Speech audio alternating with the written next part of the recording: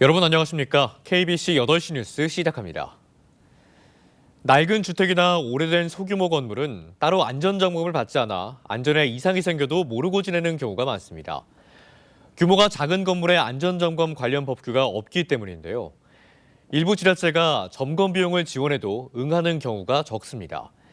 사실상 안전 사각지대에 놓였다는 지적이 나오고 있습니다. 조경원 기자가 짚어봤습니다. 광주 남구의 한 주택가. 페인트가 벗겨진 벽과 녹슨 철 구조물이 수십 년의 세월을 고스란히 드러냅니다.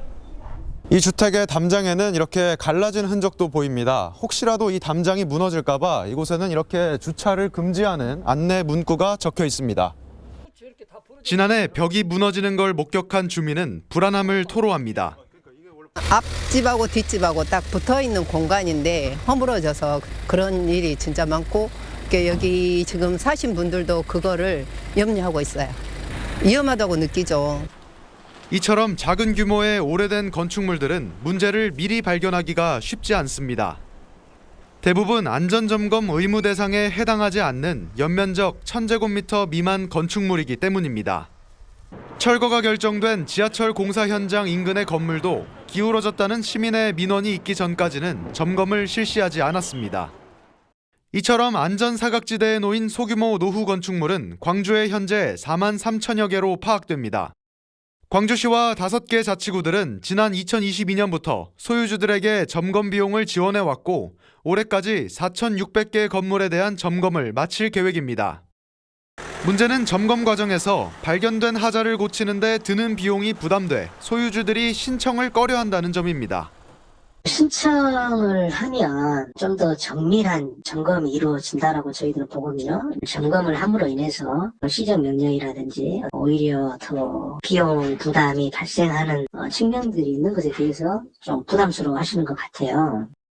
지자체가 직권으로 점검 대상을 선정하기도 하지만 인력과 예산의 한계가 있는 현실. 세월의 사가 언제 무너질지 모르는 주택과 소규모 건물의 안전을 확보하기 위해서는 소유자의 인식 변화와 함께 지자체의 지원 확대가 요구됩니다. KBC 조경원입니다. 네, 요즘 국내 금 가격이 국제 시세보다 20%나 웃돌 정도로 금 구매 열기가 뜨겁습니다. 투자 열풍이 불면서 골드바는 품귀 현상이 빚어지고 있지만 정작 돌반지 등 금 제품은 수요가 끊겨 금은방은 울상입니다. 임경섭 기자가 취재했습니다. 광주 동구의 한 금은방. 자동 판매기에 등록된 골드바들이 모두 품절됐습니다. 투자 수단으로 금을 찾는 사람이 많아지면서 재고가 바닥난 겁니다. 이곳 광주 귀금속 거리에서 매장 10여 곳을 다녀봤지만 골드바는 대부분 품절된 상태였습니다. 100g 이상 골드바를 구하려면 주문을 하고도 2주는 기다려야 합니다. 전에 비하면 한 40% 이상이 늘어났. 지금은 대부분 90% 이상이 골드바 문의를 많이 하시죠. 올 초부터 가파르게 상승한 금 가격은 어느덧 한 돈에 60만 원을 바라보고 있습니다. 대내외 경제 불확실성이 커지면서 안전자산 선호가 높아졌기 때문입니다. 가격이 올랐을 때 금을 팔려는 소비자 문의도 이어집니다. 하지만 비싸진 가격에 부담을 느낀 소비자들이 금 제품을 찾지 않으면서 금은방은 울상입니다. 60만 원으로도 돌반지 하나 구하기 어려워지면서 구매를 포기하거나 시기를 늦추는 겁니다. 저희 같은 경우는 금이 갑자기 폭등하다 보니까 제품을 거의 문의하신 분들이 없다 보니까 제품 판매는 지금 이번 달 들어서 거의 멈췄다고 볼 수 있습니다.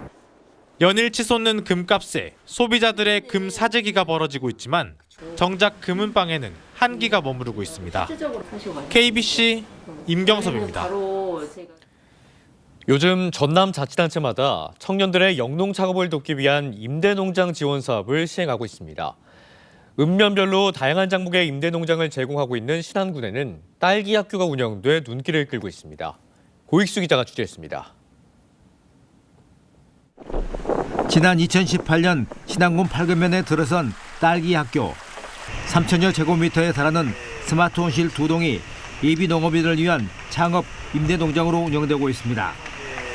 지난 7년간 4명의 청년들이 딸기 재배 지식을 배워 창업에 성공했고 지금은 20대 청년 농업인 김진석 씨가 2년째 농장을 운영하고 있습니다.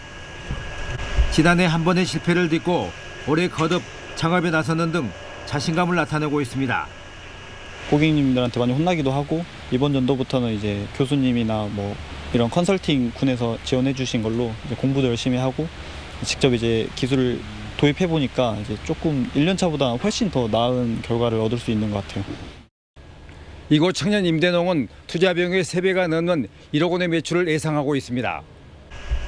김 씨의 대학 동창인 지의준 씨도 딸기 학교를 찾아 일을 도와주며 재배 방법을 체득하는 등 창업의 꿈을 키워가고 있습니다. 친구랑 일하다 보니까 뭐 그렇게 뭐 압박감이나 이런 건 없고 그냥 자유롭게 그냥 노는 것 같이 일을 해서 좋은 것 같고요. 햇빛 연금과 바람 연금 이런 거 때문에 이제 정착을 하려고 생각 중입니다. 신안에서 운영되고 있는 청년 농업인 임대 농장은 모두 23곳. 작목도 딸기와 커피, 망고, 바나나 등 지역별로 다양합니다. 스마트 육묘까지 해서 지금 운영하고 있고 청년들이 앞으로 신안군에 오면 정착할 수 있도록 또 작목 재배 기술이라든가 보금자리부터 해가지고 또 청년 일자리는 신안군에서 정책적으로 잘 지원하고 있고 자치단체마다 영농 창업의 성공률을 높이기 위해 운영하고 있는 임대농장. 청년 농업인들을 육성하고 청년 인구를 유치하는 일석이조의 효과를 거두고 있습니다. KBC 고익수입니다. 오늘 밤 광주와 전남에는 가끔 눈이 내리겠습니다. 이번 눈은 내일 오전까지 이어지겠고 1에서 5cm가 쌓이겠습니다. 내일은 흐린 후 오후부터 점차 맑아지고 아침 기온은 영하 7도에서 영하 1도, 낮 기온은 4도에서 9도의 분포를 보이겠습니다. 전남 동부를 중심으로 매우 건조한 날씨가 이어지겠습니다. 서해 해상에는 0.5에서 3m, 남해상에는 0.5에서 2m의 물결이 일겠습니다. 광주시가 광주공항 국제선 임시 운항을 정부에 건의하자 무안군민들이 반발하고 나섰습니다. 광주 전투비행장 무안 이전 반대 범군민 대책위원회는 최근 광주시의 광주공항 국제선 임시 운항에 대해 반대의 뜻을 밝혔습니다. 대책위원회는 보도자료에서 7월이면 무안공항 활주로 연장이 준공될 예정인데 광주공항의 국제선 임시 운항 추진은 이치에 맞지 않는다고 주장했습니다. 무안국제공항 활성화 추진위원회도 이번 주에 광주공항 국제선 임시 운항에 대한 입장을 밝히고 무안국제공항 정상화를 촉구할 계획입니다. 광주광역시가 재난관리기금 법적 기준치를 충족하지 못한 것으로 나타났습니다. 나라살림연구소가 낸 2024년 시도 재난관리기금 적립현황 보고서에 따르면 지난해 광주시의 재난관리기금 부족분은 87억 원으로 나타났습니다. 관련 법에 따라 광주시는 지난해 187억 원을 적립했어야 했는데 100억 원만 예산에 편성한 것으로 파악됐습니다. 광주시는 2023년에 이어 지난해까지 2년 연속 재난관리기금 법적 기준치를 미달하게 됐습니다. 무등산에서 한 해 평균 약 230건의 산악사고가 발생한 것으로 나타났습니다. 광주시 산악구조대의 출동 현황 자료를 보면 지난 2020년부터 2024년까지 5년간 광주 무등산 출동 건수는 총 1,137건, 인명피해는 1,115명으로 집계됐습니다. 연평균으로 따지면 매년 227.4건의 신고가 접수됐고 인명피해는 223명이 발생한 꼴입니다. 가장 많이 출동한 곳은 장불재 부근으로 36건의 신고가 접수됐고 구조 유형별로는 실족 35%, 질환 15%, 탈진 13% 등으로 나타났습니다. 전남도는 복합전시산업의 경쟁력을 높이기 위해 이색 회의 장소인 유니크 베뉴를 신규 공모합니다.